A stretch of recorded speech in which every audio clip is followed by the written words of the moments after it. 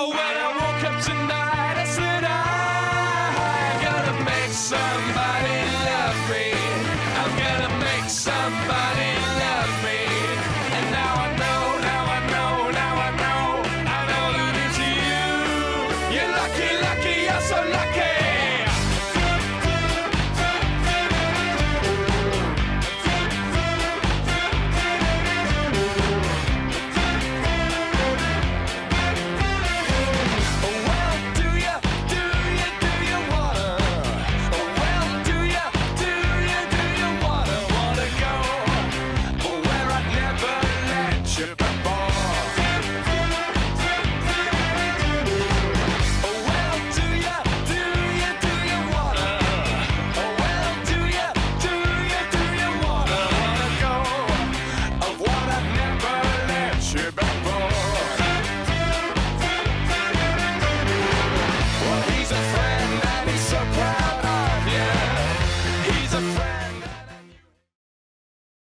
Why you gotta disrespect, bro? I do respect you, bro. Show some respect, bro. I do respect you, bro. Stop disrespecting, bro. I respect you, bro. Okay, I respect you too. Okay.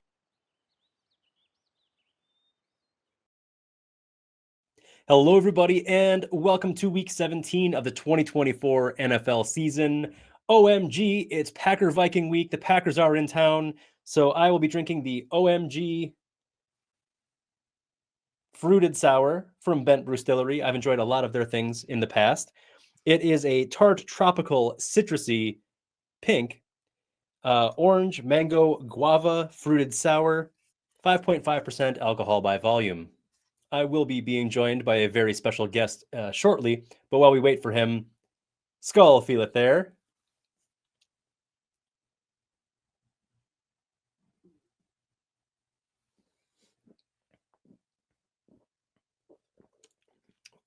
Okay. Much more tart than I expected. Not bad. Just, on the scale of like a grapefruit to like an orange, it's definitely more grapefruit end of things. Not bad. Just definitely more tart than I thought. I guess that's the first thing on the can there. Tart, tropical, citrusy, pink, which it's all of those things. This makes it look kind of orange, but it has that grapefruit, salmon kind of pink orange to it. Very tasty, very refreshing. A bit of a surprise, but a good one. Definitely citrusy. I thought maybe the mango and the guava would show out more, but grapefruit is what I get first and foremost. All right. While we wait for Corey, I thought I would talk a little bit about last week's game. Not a lot. Mostly just how exciting it is to win against the Seahawks, especially in Seattle. It was a tense game. It felt like we should have beat them by more, especially after watching the Packers just smash them, and then just last night watching the Bears hold them to 6 points total, I think. So it really feels like the Vikings, something went awry there, that they should have been able to handle the Seahawks a little better. That's been, I guess, mostly my misgiving throughout this season, is that it feels like they should be better. I don't want to use up all my good material before Corey gets here, but I'm actually quite excited for this week because with the holiday, I had a little bit more time to prepare. I have some actually, hopefully, intelligent questions to ask Corey besides like, boy, the Packers, they're certainly a football team, aren't they? We'll see if he agrees with me when he gets here.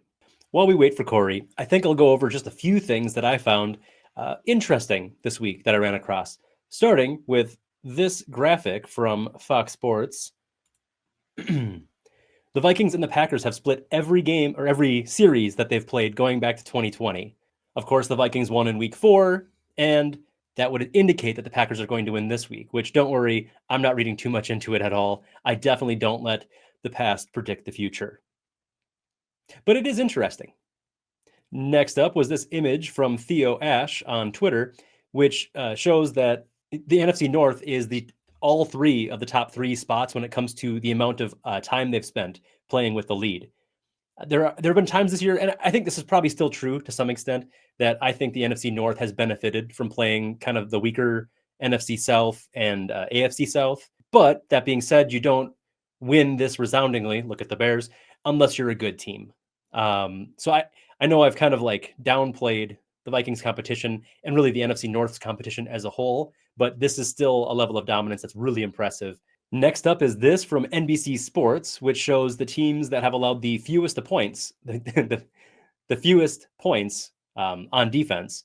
As you can see, the Chargers are the top, but the Vikings are in second, and the Packers are actually there in the top 6. So while I think a lot of the attention this week has been going towards, how the offenses will show up this week, the Packers and their cast of wide receivers, and the Vikings with their wide receiver duo and Hawkinson and Aaron Jones, it could also be something of a slog, something of a low scoring affair based just off this.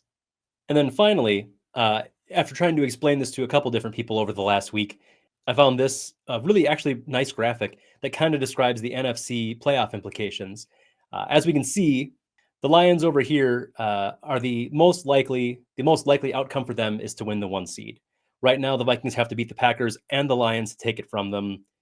The Vikings' most likely outcome is the 5 seed because the top 4 seeds go to division winners, and then 5, 6, and 7 go to the teams with the best records. Currently, the Vikings are most likely to have the second best record, or third best, I guess, behind the Eagles, perhaps. But if they beat the Packers and if they beat the Lions, they would take the 1 seed. If they beat the Packers and lose to the Lions, so on and so forth. So their most likely outcome is the 5 seed. The Packers down here, their most likely outcome is the 6 seed. To get the 5 seed, they would need the Vikings to lose both games. They'd have to beat the Vikings and then I think the Bears in week 18, which is possible, but the Packers need to win their next 2. The Vikings need to lose their next 2. They could then leapfrog the Vikings for the 5 seed. If they lose out and I think something happens with the Commanders, the Packers could get leapfrogged and fall as far as 7. So right now it's looking like most likely outcome, Lions take the 1 seed, Eagles take the 2 seed, Vikings have the 5, Packers have the 6, and I believe the Commanders then would take the 7th. So the Packers aren't playing for a whole lot besides who they would play in the first round of the playoffs.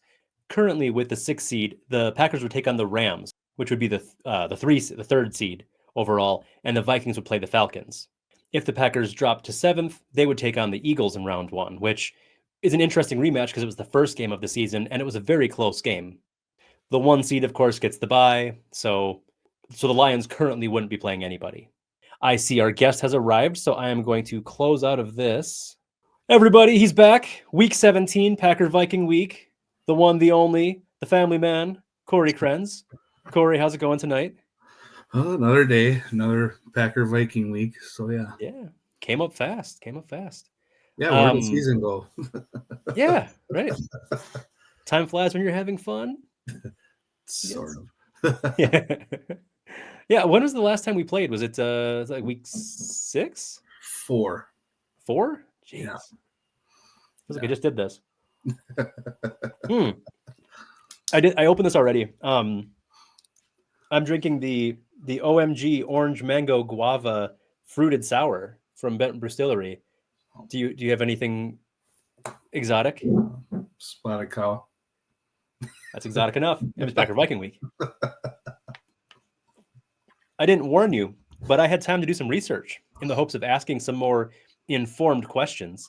Before we dive into it, though, how do you feel coming into this game? Well, a lot of injuries out on defense. You got Jair out, Quay Walker's out again, and Evan Williams, the safety's out again. Bullard, he's questionable. So is Tyron Hopper, and Watson is questionable. LaFleur kind of said today that they'll see how he is at game time, but the thing that really pisses me off is Jair being out again. It's like he was a full participant on Wednesday, limited yesterday, and then today he's out. That's what had me nervous. What is going on? I just don't get it. Well, he's only played like 32 games out of the last 67 games. It's not good. But and Quay's confirmed out? Yeah, Quay's out. We'll have to go with Zane Anderson again. Oh, yeah. And I heard he's kind of just recently become more than a special teamer. Yeah, he has. He got an interception against the Saints, but it was baby rattle back there for the Saints. So he got one, but it's just That's yeah. Yeah, I was reading something. Justice Mosqueda he's the Packers SB Nation person. Oh yeah. He was talking about how the Packers struggle against in-cutting routes and dig routes, especially against good teams. No, the Saints and the Seahawks don't count. Um, he basically said like they looked really good the last couple weeks, but it's because they were playing what's left of the Saints, I guess, and then they got. Okay, so I thought the defense looked really good even against Seattle, even before Geno went out. But then when Geno went out, it was like Not good. no. And then I heard Xavier McKinney's a shoe-in for an All-Pro, No, and McDuffie is great against the run but can't stop the pass. he's not a cover guy. He's just more of a run stopper, which is well, it was Quay and him, but now you got Eric Wilson and Edgerrin Cooper doing that Cooper instead. looks real. Yeah. So Isaiah's more or McDuffie's more of a special teams player anyway. So he was just filling the void right now. Plus having a veteran presence back there with this new Halfley system. So yeah, I could see him being back on the special teams for now. But he's had a couple good games. I mean, the Thanksgiving game against Miami, he had 10 tackles and was just a madman that whole game basically. But that's only been his good game the whole year, pretty much. So some cautious optimism. Yeah. For the young guy. The combination of Wilson and Cooper, I think that'll be a good one right now with Quay out. So it'll be all right, except for our secondary. But as long as Kenny Clark and Devontae Wyatt play good against that Viking O-line, I think it should be close.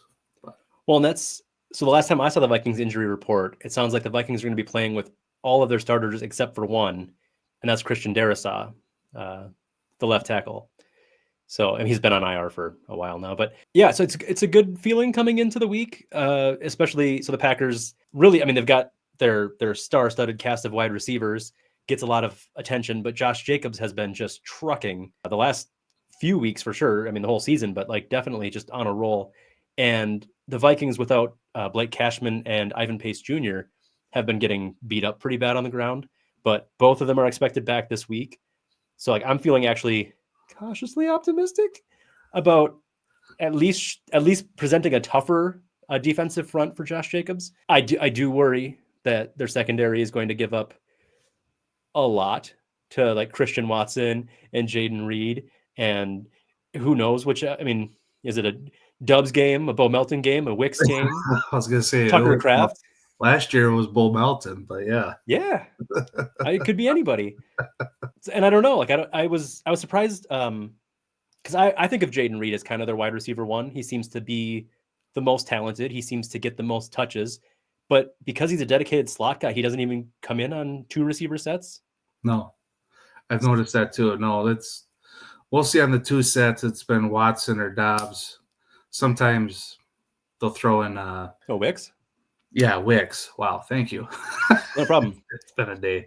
I know trying to play wide receiver whack-a-mole all season in fantasy, like it's a Dubs week. No, it's a Wicks week. It's okay. Well, now this week is a Wicks week. Nope, now it's a Watson week. Let's not talk about fantasy. I turned into the Chicago Bears the last 5 weeks. Good God. I can't catch a break.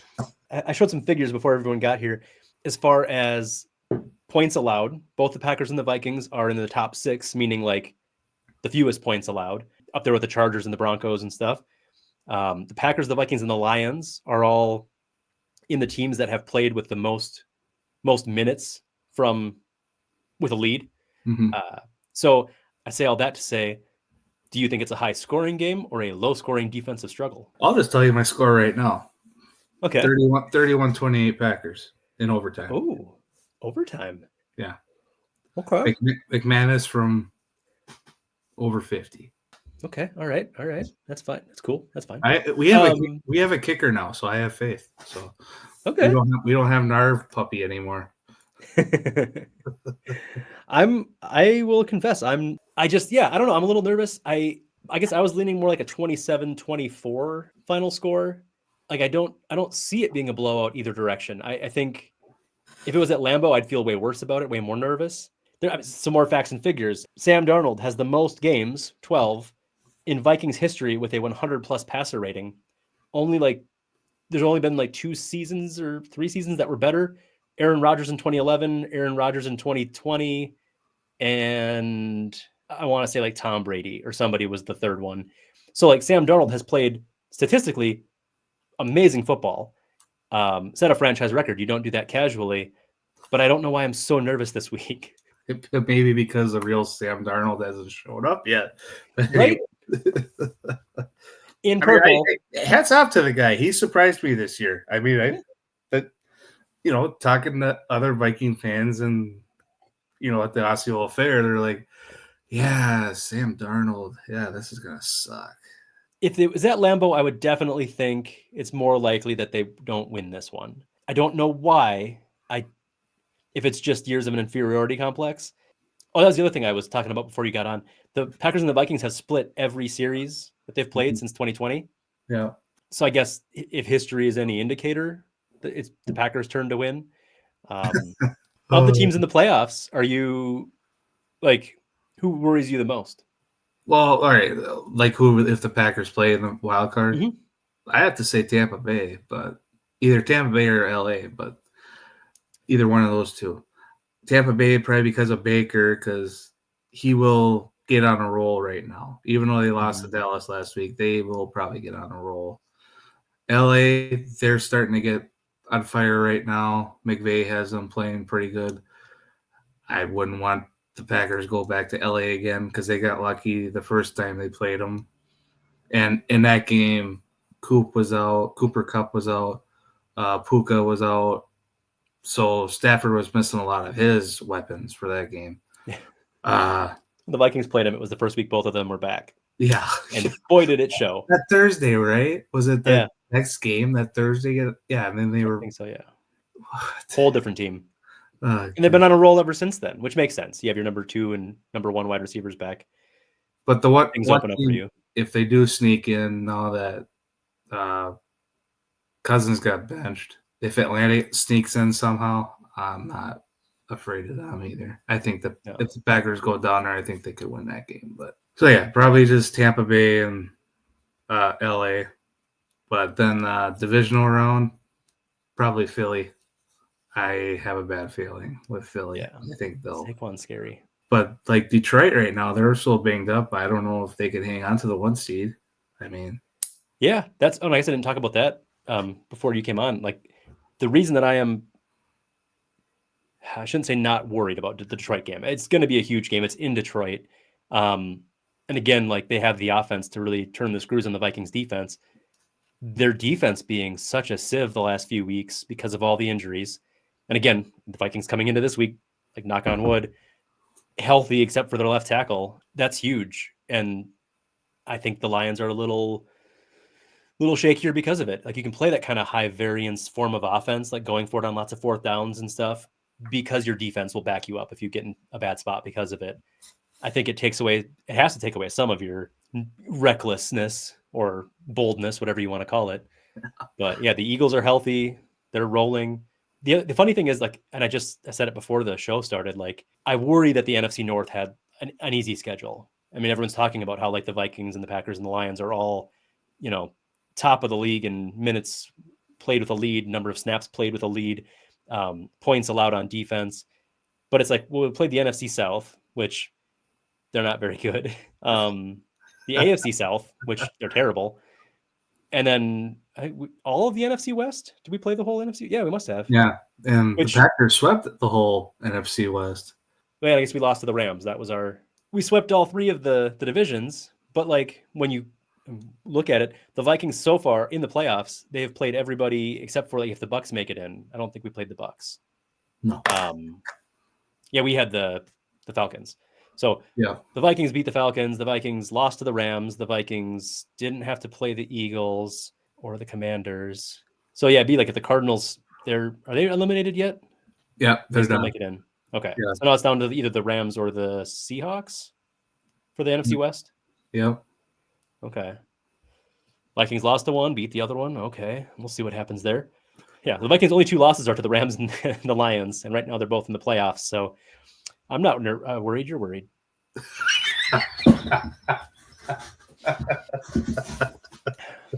And so, I mean, we made it this far in. The Vikings beat the Packers back in Week 4 in the first half of the game, and then disappeared in the second half. I still can't figure out what happened there. Like what? I mean, things happen in NFL games all the time, but that was rough. So even from that game, like I can't bring in like, well, we waxed them the last time we played them, beat them soundly for a half, and then lost pretty badly for a half. Well, in that second half, first half Jordan looked very uncomfortable. It was his first game back.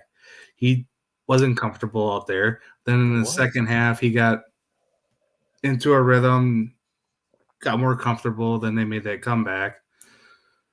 Would have helped if Narvison didn't miss some field goals, but yeah. The Vikings and the Packers have 2 good offenses, but so I talked about this a couple weeks ago. Second division games tend to be lower scoring, whether it's because they're banged up or they know each other's schemes better. I'm not sure. This one also feels like it could be, a 17-14 or 17-10 kind of field goal fest. Nothing as bad as last night, I hope. Oh my God. Seahawks beating the Bears 6-3. What a dumpster fire! I mean, the NFC North is the toast of the division or toast of the conference, with one glaring exception. Biggest concern for this weekend's game? Defense. It's Jair out, Quay out, Williams out. Bullard's still questionable, and deal with Watson on offense.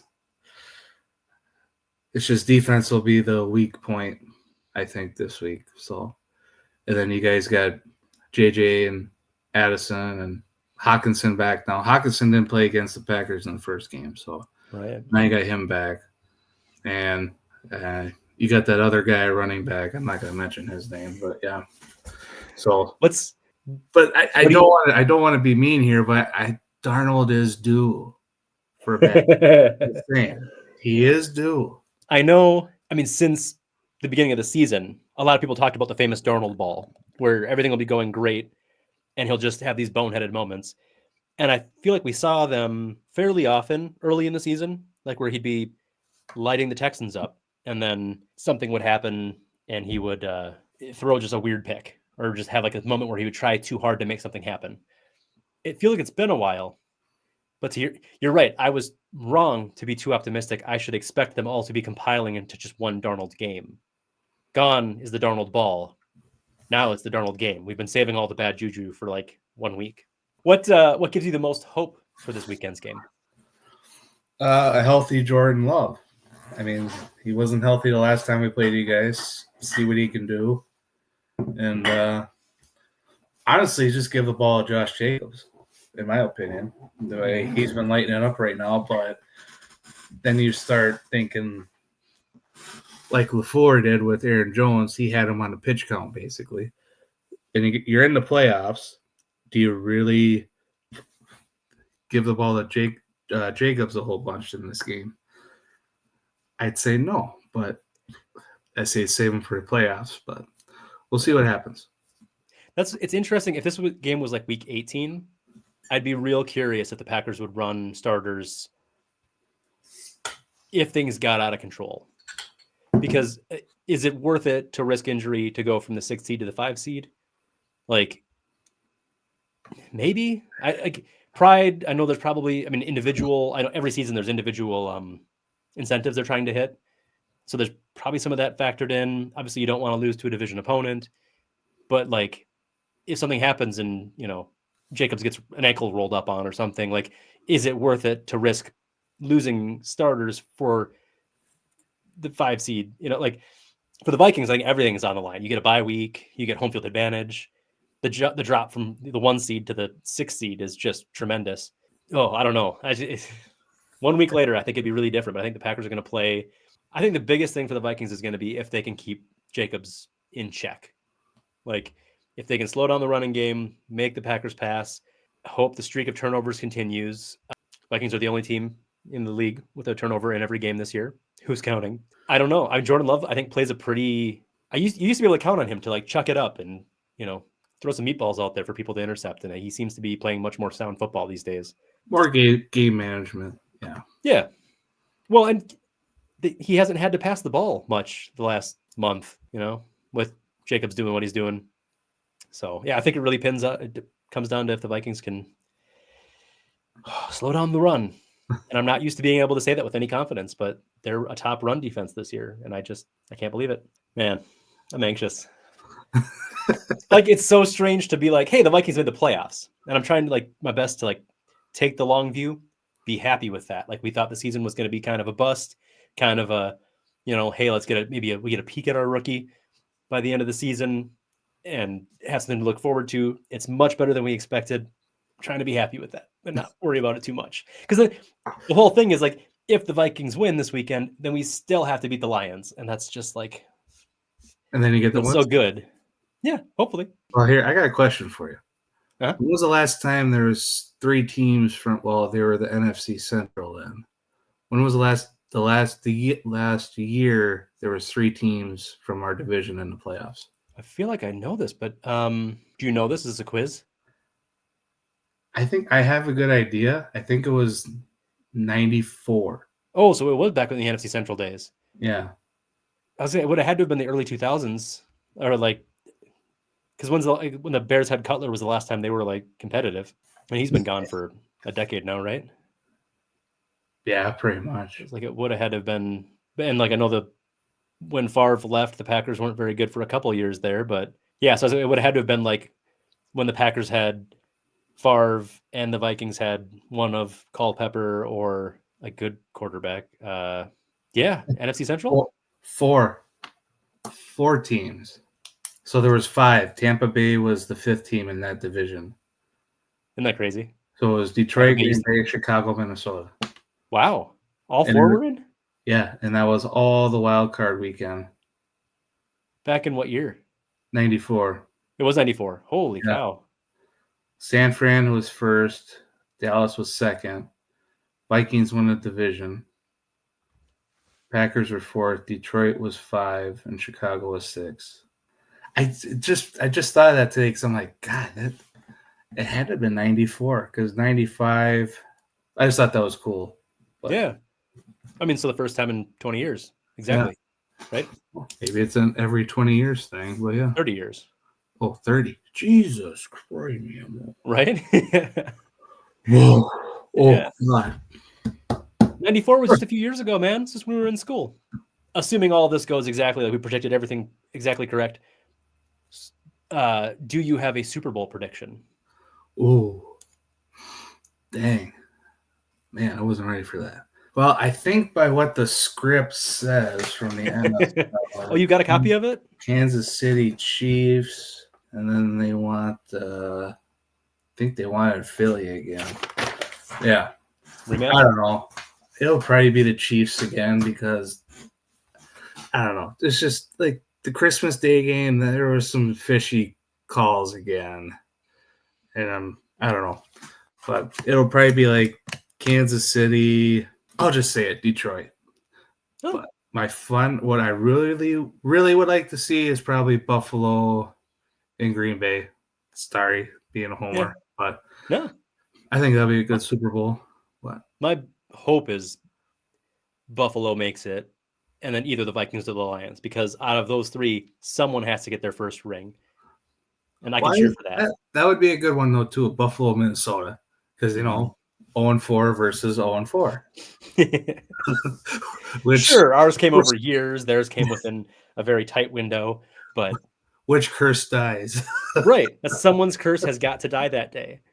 Does somebody build a Viking ship and put it over Niagara Falls or what? Yeah. We'll make sacrifices. We'll do what we got to do. Just somebody in the damn boat.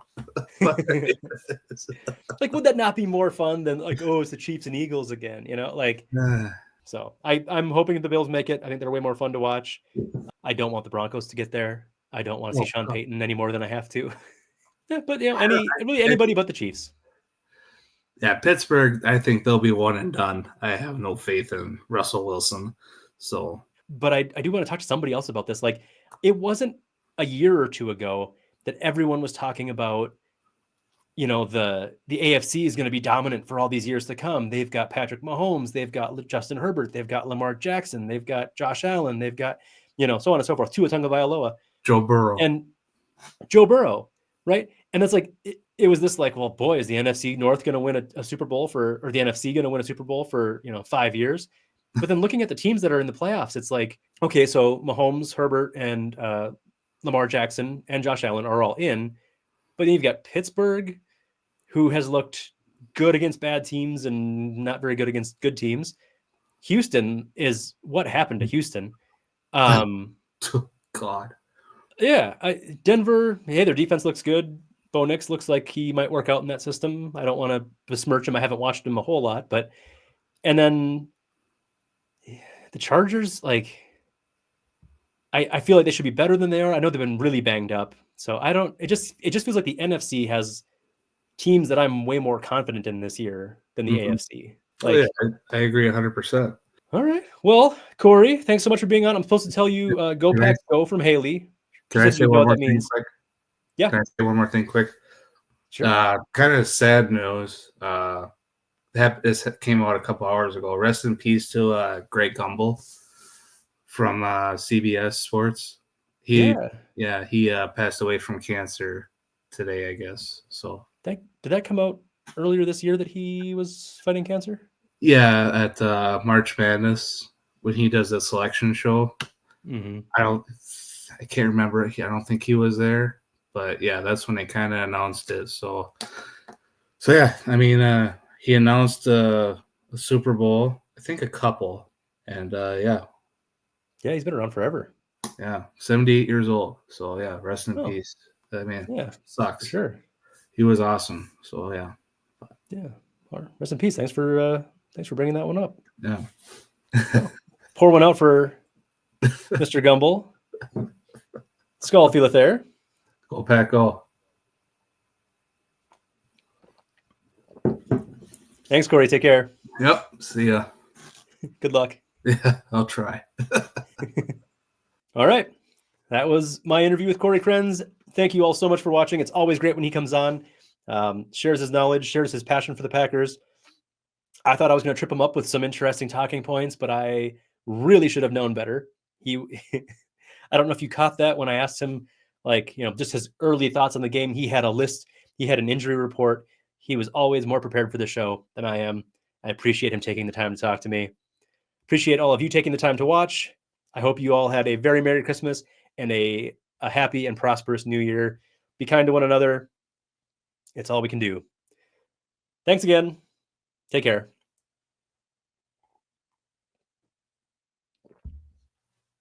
Peace.